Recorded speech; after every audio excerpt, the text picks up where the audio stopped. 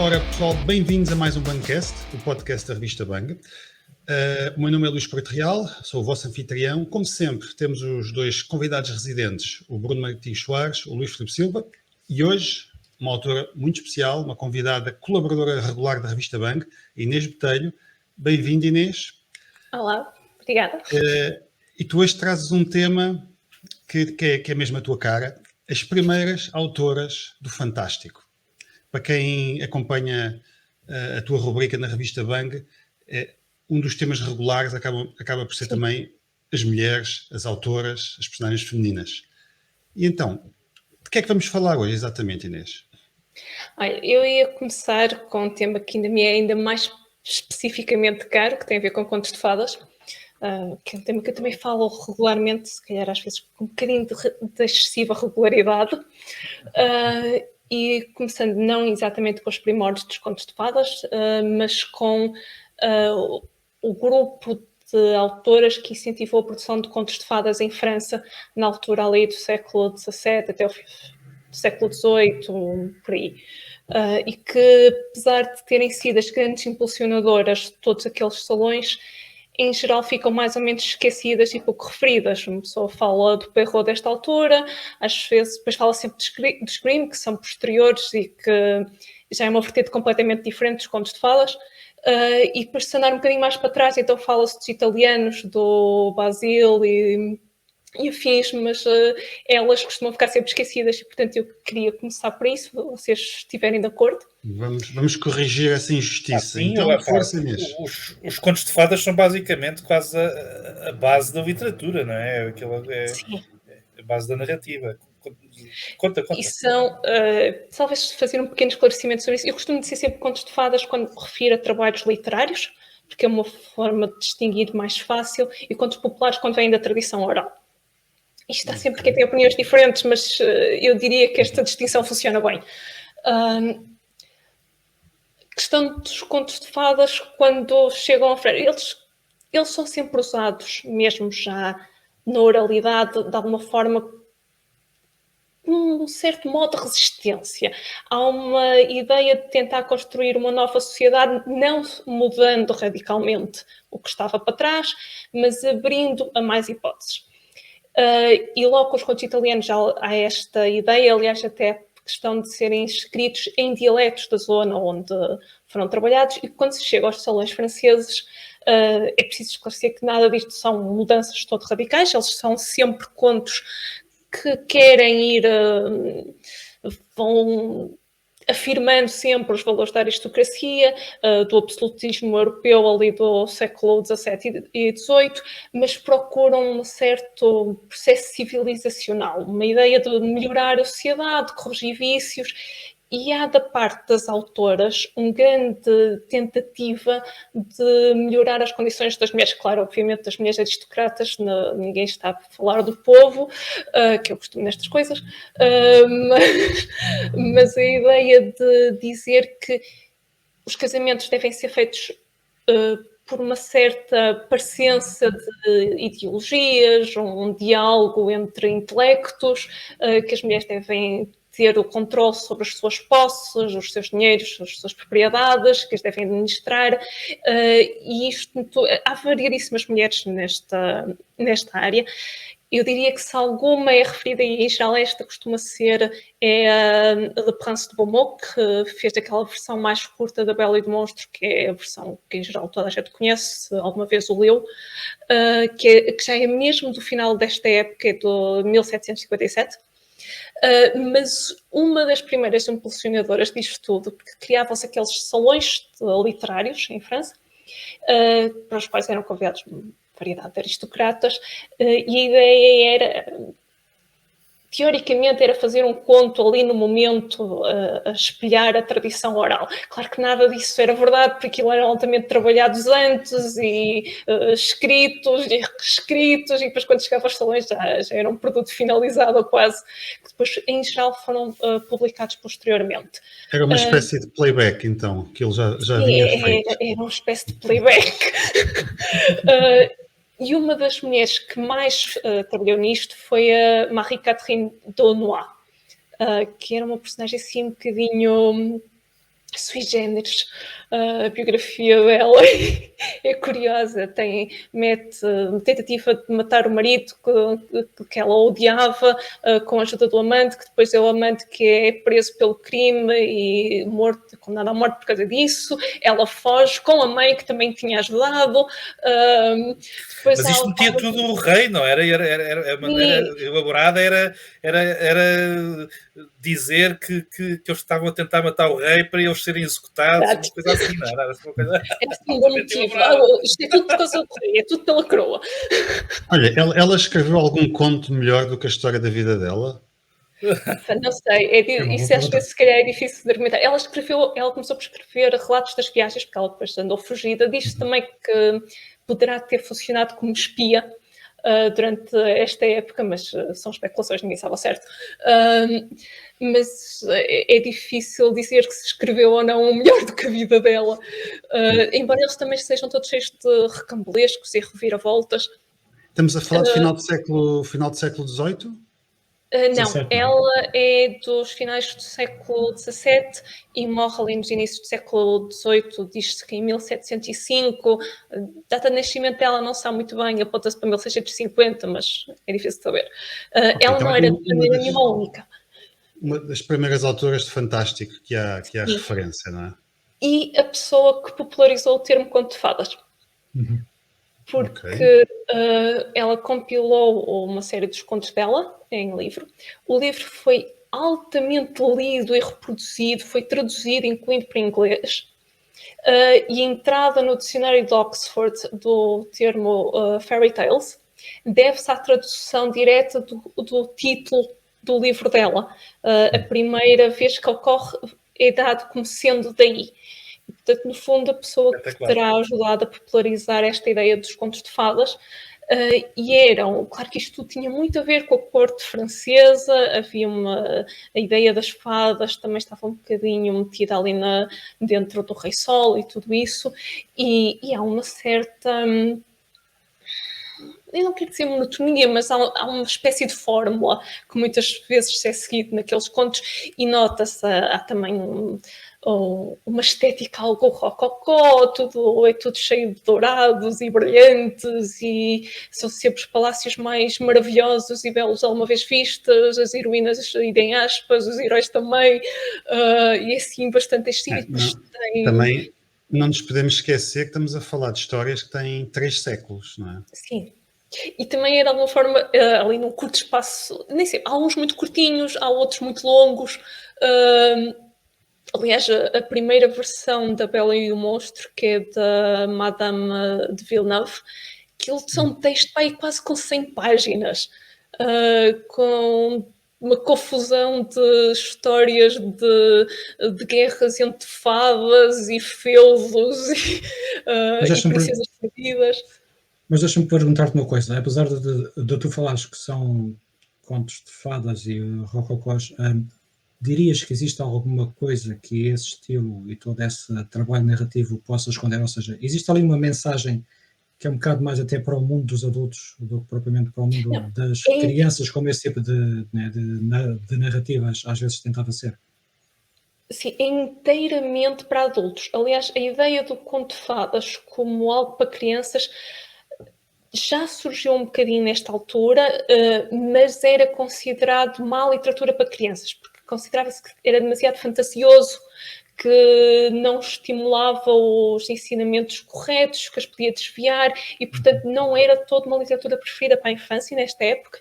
Isso só acontece com os Grimm, depois deles fazerem uma enorme revisão moral a tudo quanto eram os contos que estavam a trabalhar.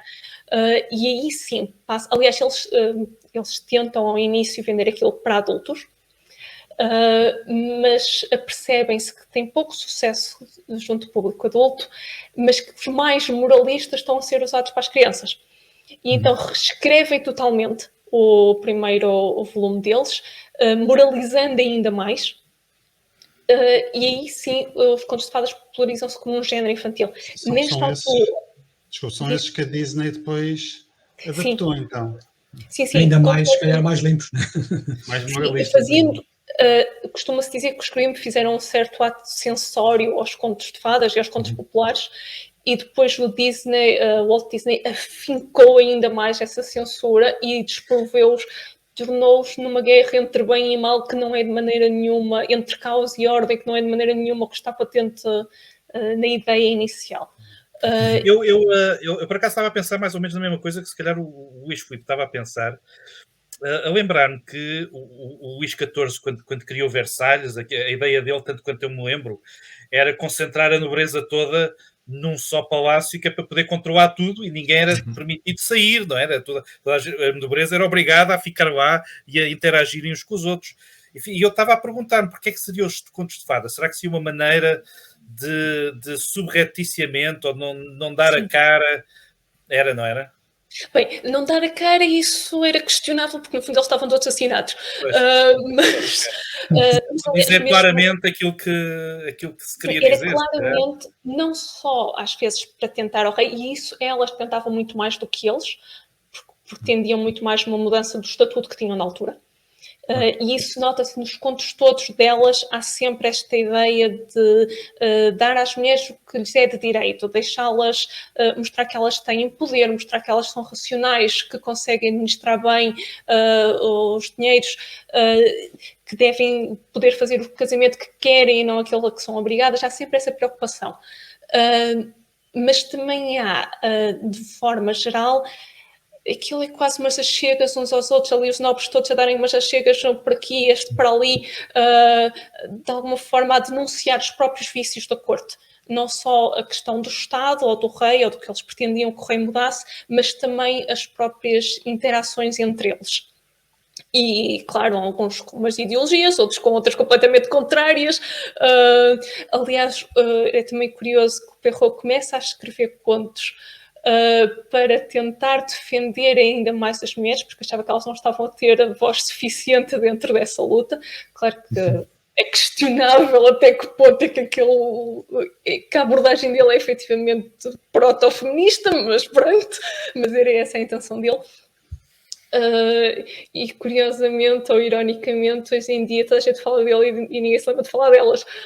E já agora, só para não parar, só para não ficar de fora, deixem-me só dizer mais 2 ou 3 nomes que são também bastante conhecidos nesta altura, que é Marie-Jeanne Lhéritier e Henriette Julie de Morat, que também foram bastante conhecidas e lidas à época, embora não de maneira nenhuma como a d'Aulnoy.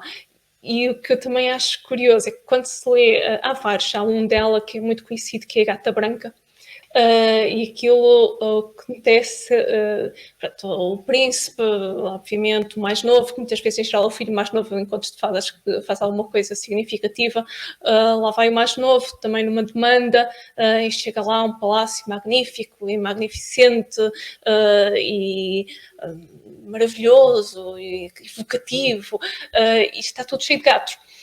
E ele vai descrevendo que os gatos são equiparados de alguma forma às fadas, e os amorais pintados, e acho que também de vidro, de vitrais, a mostrar as histórias das fadas. E então ela enumera uma série de contos de fadas conhecidos, incluindo alguns de tradição popular, outros escritos pelo Perrault, e é engraçado ver ali um certo diálogo entre eles todos. E também já agora, já falei também há bocado da Bela e o Monstro, é curioso que aquela adaptação do Jean Cocteau, em que aparece uma série de mãos a certa altura, com os castiçais e outras coisas que servem como criados, estão nesse conto. Portanto, eu não sei até que ponto é que ele não retirou essa parte desses serviçais da d'Aulnoy, que também só se consegue ver as mãos. Okay. Aquilo que estavas a dizer há pouco, né, sobre a forma como esta literatura era usada, e também em grupo pequeno, e também para fazer apontamentos ou mandar-bocas, né, na prática às figuras da época, faz-me pensar que passados alguns séculos não mudou assim tanto. Não. E a função da literatura, e principalmente aquela literatura de género, que é aquela que procura, digamos, abstrair, né, a representação, em vez de nomear A e B diz que são uns seres sobrenaturais e faz desvios ao real, acaba na prática por ser aquilo que pode ter acontecido, né, nos regimes totalitários, inclusive no Estado Novo, com a literatura de género, em que se tentou dizer coisas sem na prática as assumir. Eu gostava de te fazer uma... Diz. Não, ia dizer, e isso nota-se, aliás, se nós assumirmos, de alguma forma, erros, contos populares e contos de fadas, são os inícios da literatura, e especificamente também da literatura especulativa ou fantástico, isso nota-se desde o início, eles sempre foram intencionalmente políticos. Portanto, há aqui uma necessidade de uma expressão e tanto melhor é quanto, digamos, mais opressora é a realidade que os envolve. Sim. Diria eu. Né? Eu gostava de fazer uma pergunta sobre, principalmente sobre este tipo de literatura, se tens alguma informação de quando é que estes textos chegam a Portugal, quando é que são traduzidos, quando é que aparece este tipo de, digamos, de contos, de histórias no nosso meio. Eu não te consigo dar a certeza disso, porque não tenho informação.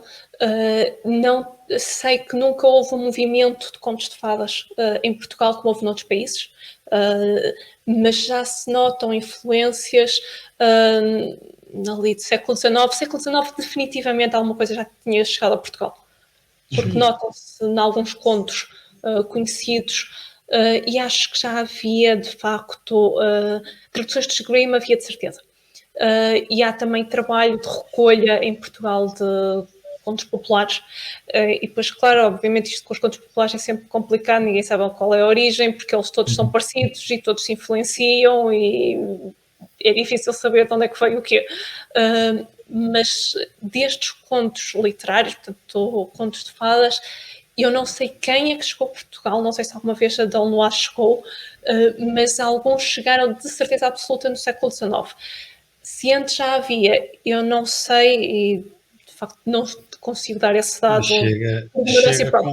Chega com um grande atraso, ou seja, já se andava na Europa a escrever, se calhar, os grandes romances góticos e quase o Drácula, quando chega cá o... Pode ter chegado antes, eu posso não saber ao certo quando, melhor, eu não sei ao certo quando chegou e pode ter sido antes do século XIX. Agora, há outro aspecto em Portugal que é preciso ter em conta. Havia muito mais influência da Igreja Católica e isto era um género extremamente mal visto pela Igreja Católica, porque era mesmo dentro das cortes francesas, estava pejado de elementos pagãos e daí também o não ser aconselhado para a infância. E portanto eu suponho que isso poderá ter oferecido uma resistência extra à entrada em Portugal, pelo menos de forma significativa. Provavelmente, quer dizer, lia-se tanto em francês em Portugal que eu não acredito que não houvesse que ninguém os conhecesse. Alguém haveria de conhecer alguma coisa. Mas tu também falas e queres falar de autoras que já não estão a fazer contos de fada, não é? Como é que isso depois evoluiu um bocadinho mais à frente? Bem, também são épocas diferentes, mas já agora deixa-me dizer, há alguma semelhança entre contos de fadas e gótico, a começar pela recepção. Ambos são considerados inapropriados, ambos são vistos como uma certa forma de escapismo e não literatura séria. Ambos eram vistos como literatura para as massas. Curiosamente, claro que a definição de massas à época era bastante diferente da nossa. São os primos e as primas, sim. Sim. Mas eram, efetivamente, tinham essa questão. E a verdade é que há diversos elementos. Aliás, vamos para o seguinte.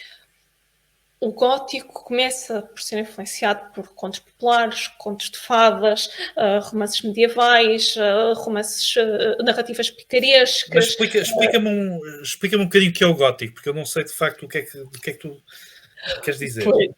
O gótico é uma coisa muito complicada de definir, até porque neste momento ele sempre foi um género híbrido. Aliás, como os próprios contos de fadas também muitas vezes são considerados um género híbrido. Há quem os ponha como um subgénero, mas isto é sempre complicado quando uma pessoa começa a fazer taxonomia literária. Mas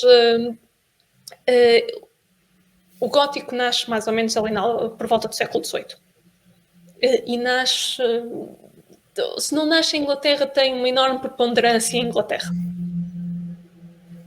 E há ali elementos que havia uma certa tensão entre o racional e o sentimental. O gótico vive também era uma época que tentava ser muito regrada, mas portanto, as pessoas também queriam, se calhar, ter ali um bocadinho de oportunidade para dar asa à loucura. O gótico, curiosamente, ao contrário dos contos de fadas, que procuram mudar qualquer coisa no fim, o gótico funciona ao contrário. O gótico vive de se adentrar por excessos para fazer um contraste com a norma e no fim dizer que a norma é que é boa e segura. O gótico é moralista também? São contos menos do meio. claro, hoje em dia, meados do século XX para a frente, contra tudo e mais alguma coisa. Mas os inícios do gótico são extremamente moralistas. É sempre a ideia de voltar à ordem inicial. Há ali um caos que pode ser muito atrativo, mas que não é desejado depois como fim. E deixa-me perguntar-te, são moralistas mais os homens ou as mulheres? É o gótico feito por autores ou por autoras? Olha, sabes, eu acho que não há assim uma grande diferença. Até porque vinha da época, claro, elas podiam se calhar, mas mesmo nisso é difícil dizer, elas nem sempre enalteciam a mulher assim tanto quanto isso. Aliás, a Anne Radcliffe, que era extremamente lida por todo o lado da época e altamente enaltecida pelos outros homens que escreviam gótico, não tem heroínas que também estão sempre cheias de achaques e desmaios contínuos e sentimentos por tudo quanto lado, mas eles também, isto tinha aquela influência das narrativas sentimentais, notava-se bastante nos inícios do gótico. E depois também um bocadinho de partes confessionais, depois uma série de imagens de ruínas, castelos, cemitérios, esqueletos. Logo ao início aparecia isso. E claro, há elementos base dentro dos contos de fadas que acontece também no gótico, a questão de cenários, os castelos, os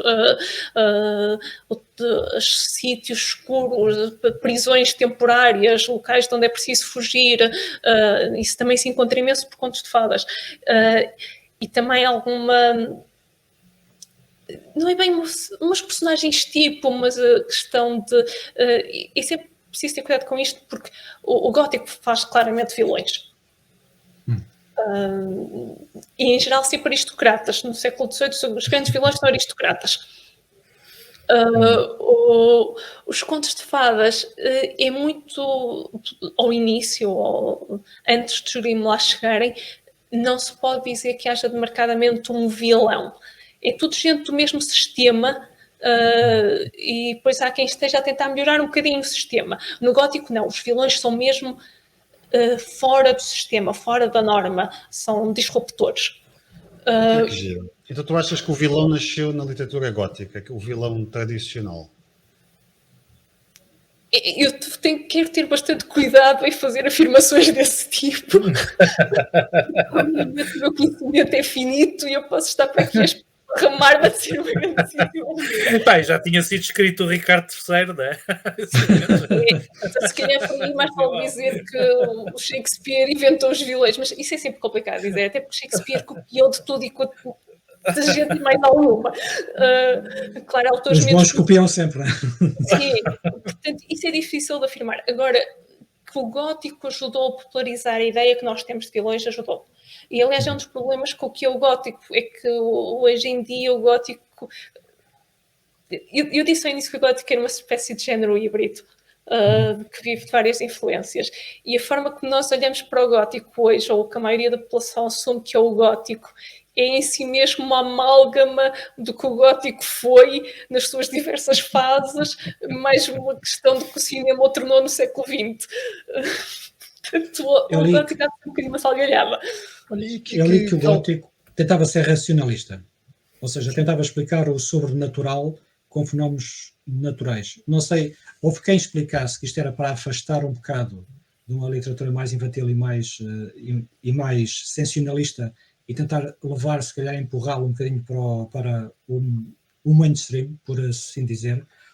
Houve quem afirmasse que aquilo era, de certa forma, já as influências da Revolução Industrial e da mudança de paradigma, né? O afastamento de um pensamento mais virado para a religião e para os ícones e para os temas religiosos e mais virado para o racionalismo. O que é que tu pensas disto? Eu acho que é mais a segunda hipótese, mas acho que há uma mistura, como é óbvio, de ambas as partes. Há também, já agora deixa-me dizer, a Anne Radcliffe, curiosamente, embora seja dos inícios do gótico, faz isso. Ela nunca tem uma explicação, ou muito raramente tem uma explicação fantástica para os acontecimentos. Há sempre ali uma racionalidade que, como já disse, às vezes é mais irracional do que por isso simplesmente meter lá um fantasma no meio, mas ela dá sempre uma forma de que, não, isto aconteceu por um motivo racional, não há nada de sobrenatural aqui. O sobrenatural... Era mais ficção científica que fantástica, isso estás a dizer? Não. No ar. Era um pré-no-ar. É mais o dizer... isto é tudo um jogo de espelhos e agora vejam como é que funciona. E dizer que são as próprias imaginações das pessoas que fabricam o sobrenatural. O sobrenatural não existe, é o indivíduo que o cria na sua cabeça. O que já é, de facto, de alguma forma, uma passagem para a evolução seguinte do gótico. É que, de alguma maneira, no século XVIII, uma pessoa diz que a parte do psicológico é exteriorizada. Os terrores internos das pessoas vêem-se nos cemitérios, naquelas ruínas, nas arquiteturas horrendas. Quando se passa para o século XIX, há de facto essa mudança. Passa-se a olhar, que também fazia parte das discussões filosóficas e médicas da altura, passa-se a olhar para o indivíduo e para os seus problemas internos. E o gótico muda também de cenário, deixa de ser algo a chamar ao medieval, deixa-se de estar ali em castelos e passa-se para as cidades e para as casas das cidades. Passa-se a escrever no período contemporâneo, os personagens são atuais, são contemporâneos dos escritores. Sim, e referem debates da época e, portanto, passa a haver uma grande preponderância de ciência, loucos, criminosos, cientistas. Aparece aquela questão do duplo, o duplo como o reverso da pessoa. Há um homem que tem a sua parte boa e depois tem o reverso animalesco e maléfico. Passa a haver Deixa de ser moralista também? Diz? Deixa de ser moralista por essa altura? Tem outro tipo já de maturidade? Às vezes. E de alguma forma o Frankenstein da Mary Shelley é um caso curioso nesse sentido, porque ele tem, quando é primeiro publicado, eu espero que agora não me vai enganar, em 1818, ele é bastante ambíguo, é uma obra, aliás, o Frankenstein é uma obra fascinante por vários motivos, e muito à custa da sua enorme ambiguidade. Aquilo é altamente interpretável por todas as vias que se quiserem, algumas mais sustentadas pelo texto, outras menos, mas é. Quando aquilo teve, acho que 3 edições no total enquanto ela era viva, e ela faz uma reescrita da primeira à segunda e ela à terceira edição reescreve. Isto acho que é 1830 e qualquer coisa, agora, acho que é 31, mas eu já não tenho certeza. E aí, nessa reescrita, a obra torna-se diferente e passa a ser muito mais moralista. Há quem argumente que isto teve a ver com os resultados do chamado debate vitalista que aconteceu muito quando ela estava a escrever Frankenstein ao início e depois foi... o debate vitalista era, no fundo, um confronto de alguém que tentava pôr a ciência de forma racional e dizer que o nosso corpo opera por questões físicas, fascinantes em si, mas nada de sobrenatural, nem de místico, nem de divino. E quem tentava dizer que o nosso corpo funcionava, e era aqui que entrava a questão da eletricidade e afins, por via de uma alma e de um criador que se manifestava em impulsos elétricos. Estou a simplificar isto muito, mas pronto, e que isto quase demonstrava a existência da alma. Desculpa, continua. Não, eu acabo isto rápido. Pronto, a Mary Shelley estava do lado da ciência enquanto racionalidade, e depois aquilo foi o principal cientista que defendia aquilo. Ele basicamente retratou-se em poucos meses, porque a Igreja Católica tinha uma grande influência no próprio governo, e a Rainha Vitória era bastante conservadora, e portanto aquele debate morreu. E argumenta-se que quando ela chegou ali àquela época, numa outra fase da vida dela, que decidiu tornar a obra mais coerente com os valores da época. Então, E de alguma forma pode ser tornado uma obra menos interessante. Tu preferes a versão original do Frankenstein? Eu prefiro a versão original, porque é muito mais complicada em termos morais. E é uma versão de uma miúda, né? de uma rapariga muito jovem, não é?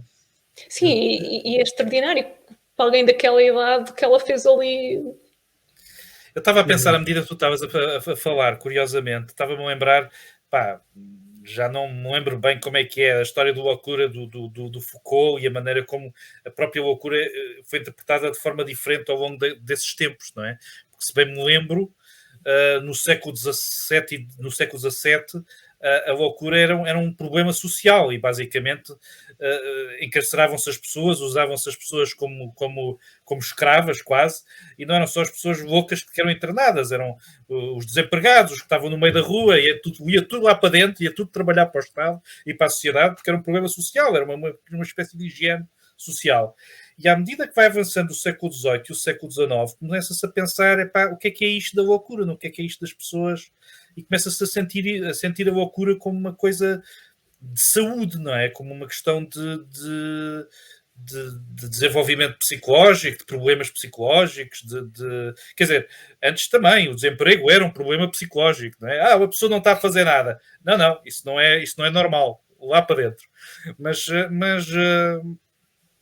estava-me a ocorrer exatamente isso. À medida que tu estavas a falar, e estavas a falar como o gótico de repente já começa a ver os criminosos, os vilões, as pessoas loucas, etc.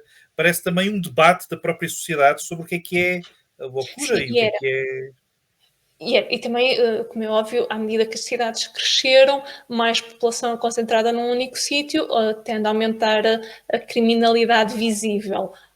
E, portanto, também seria um problema maior. Depois também há as questões das ruas escuras, depois, entretanto, vai surgindo a iluminação a gás, depois a iluminação a eletricidade. Também temos a questão do Jaco Estripador. Tudo isto eram questões prementes na altura. Se a loucura se passou a ser vista de uma forma substancialmente diferente, eu não sei, porque ao mesmo tempo também se tinha aqueles manicômios por onde se atiravam as pessoas todas, e às vezes até eram visitados quase como espetáculo de feira. Portanto, isso, mais uma vez, eu não tenho informação suficiente para opinar de forma consciente e informada, e também não quero estar a dizer asneiras. Mas claramente isso tornou-se uma preocupação e fazia sentido ser visto de uma outra maneira e ser de facto um assunto premente ali na sociedade. Ok, então a gente começou aqui com os contos de fadas, passou para o gótico. Nos contos de fadas tu falaste de algumas autoras importantes. No gótico falaste na Mary Shelley, mas há outras autoras do gótico que destacarias.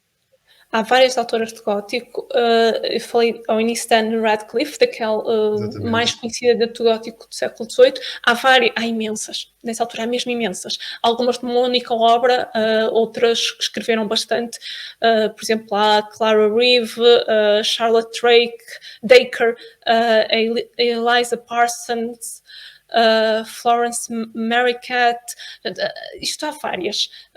O século XIX já, eu não sei se há muitas autoras de gótico ou não esqueci que de alguma forma a Mary Shelley aquilo faz ali um certo triunvirato entre gótico, horror e ficção científica.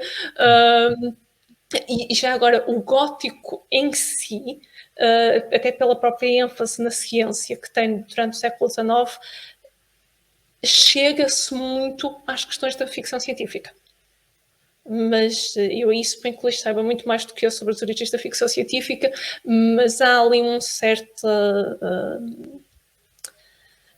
uma fagulha de ficção científica ali no século XIX. Sim, mesmo o Frankenstein, se olharmos, isto era uma coisa que eu tinha para falar, e se calhar falamos também no outro episódio.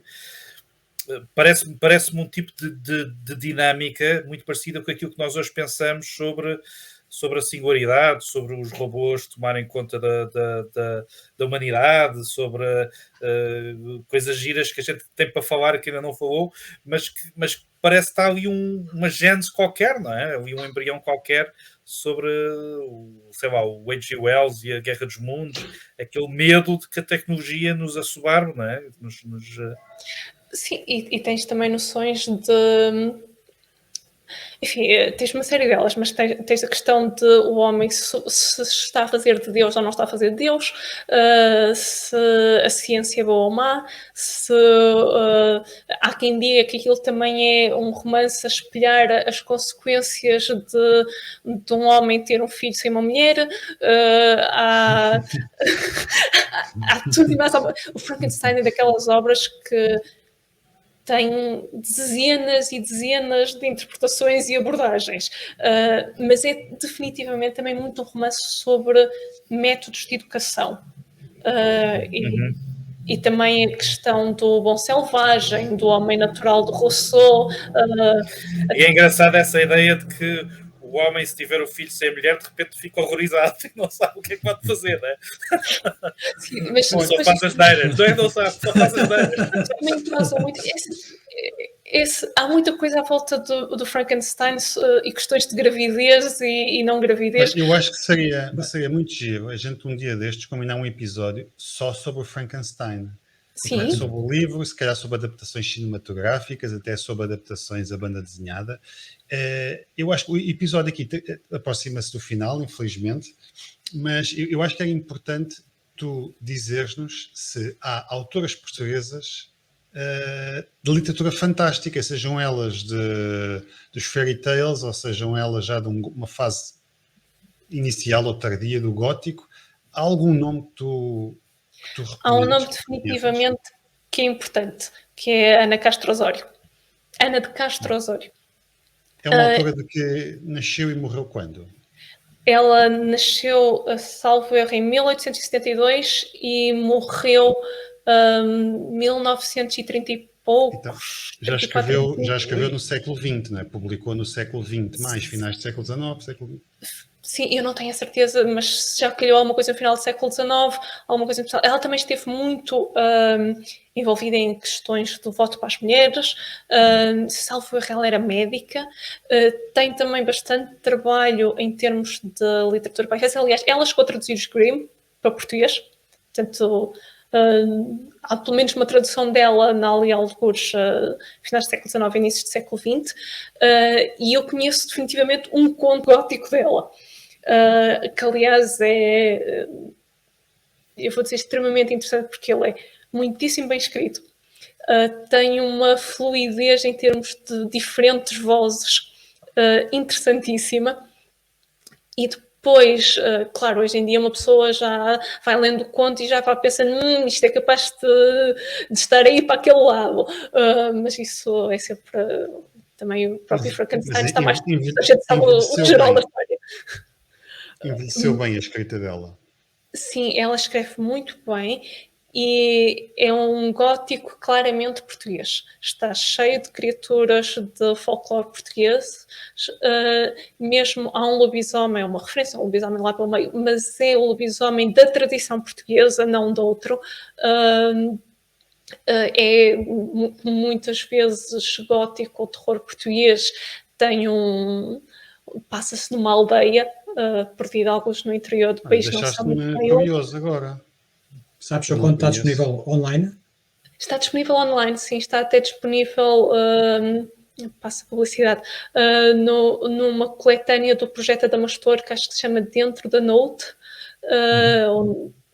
e está juntamente com a Dama Pé de Cabra, do Herculano, está lá, é um conto, sei lá, 20 páginas, talvez, ele é pequenino, lê-se no rápido, porque tem um ótimo ritmo, e embora não seja um terror visceral, o fim é horrível, é de uma tristeza horrível. E eu ela não quero estar a dizer. só tem esse conto ou tem uma obra mais extensa? Ela tem uma obra bastante extensa, de variadíssimos tipos, de contos, também de recolha de contos portugueses. Claro que, em geral, hoje fala-se dela como uma escritora para a infância. Mas eu suponho que a maioria, não só da recolha de contos populares, como de eventuais contos de fantástico que ela escreveu, estarão a contribuir para essa ideia. Eu não conheço muito da obra dela. Há um livro dela publicado, que aliás até é considerado no Plano Nacional de Leitura para a infância, e é efetivamente contos populares, mas eu não a conheço extensivamente. Ando a ver se consigo encontrar mais. Ela teve também, acho que também teve literatura de viagens, enfim, entrosa um bocadinho toda esta ideia de também procurar outros direitos para as mulheres. Aliás, todo este conto que eu estava a falar, que se chama A Feiticeira, não sei se já tinha dito, tem também muito a ver com as mulheres e com ligações entre as mulheres e interações entre elas. Ok, tens uma personagem para o Tormenta, fiquei curioso em conhecer melhor, porque gostava de utilizar qualquer coisa dela num conto um dia. Mas parecendo que não, neste episódio, que infelizmente chegou ao fim, nós fizemos uma viagem de 300 anos, em que começámos então com autoras fundamentalmente francesas, terminámos com uma autora portuguesa que faleceu já no século XX. Se tu quisesses, Inês, fosses recomendar 2 ou 3 nomes que se estendessem ao longo destes 3 séculos, tu dissesses que são leituras que valem mesmo a pena, eu já sei alguns nomes que vais dizer provavelmente, mas 3 ou 4 nomes que recomendavas então? Do início dos fairy tales até agora, o que é que tu dizes? Olha, leiam esta e esta autora. Bem, leiam a Delnois, porque foi importantíssima. E ela pode não ser excelente em termos literários, mas eu acho que é uma falha não a conhecer, pela influência que ela teve. Diria para lerem dentro desse grupo, isso depois também varia com o gosto de cada um, mas eu diria também para lerem a Villeneuve, para verem o que era a Bela e o Monstro. Ela foi a primeira pessoa a chamar aquele tipo de contos a Bela e o Monstro, e acho que também para conhecer vale a pena. Depois diria, leiam a Anne Radcliffe, porque ela foi também, ela é muito curiosa, aliás ela foi satirizada muitas vezes, até pela Jane Austen, mas de alguma forma ela própria satiriza o gótico, sobre o qual as pessoas se satirizaram em ela. É uma autora curiosa que acho que vale a pena, embora às vezes um bocadinho de edição nos livros poderia ter ajudado, alguns cortes existentes. Leiam a Mary Shelley, definitivamente leiam a Mary Shelley. Aliás, se só tiverem tempo para uma, leiam a Mary Shelley. E leiam também o que puderem da Ana de Castro Osório. E depois, se ainda vos tiver tempo, leiam a Charlotte Perkins Gilman. Eu fiquei muito curioso da nossa autora portuguesa. São mulheres extraordinárias, com vidas extraordinárias e que escreviam numa altura em que era preciso eram corajosas, se calhar tinham que ter vidas muito peculiares para isso, não é? Olha, gostei muito desta conversa e fica o convite. Luís, Bruno, acho que um episódio sobre Frankenstein era muito acho que era ótimo. E sobre a Mary Shelley, sim. Acho que a vida dela é tão fascinante à sua maneira e da forma como ilustra a condição da mulher no século XIX, como foi a vida da Madame Delnois noutra época. Ok. Pessoal, vamos então despedir-nos. Muito obrigado, Inês. Obrigado, Luís, Bruno. E obrigado a quem nos está a ver ou a ouvir. Espero que tenham gostado. Esta viagem de 300 anos, grandes autoras, as primeiras grandes autoras do Fantástico. Nós havemos de regressar com a Inês, se calhar para falar em autoras mais tardias, mas de certeza absoluta para falar da Mary Shelley e do seu Frankenstein. Então, muito obrigado e votos de boas leituras.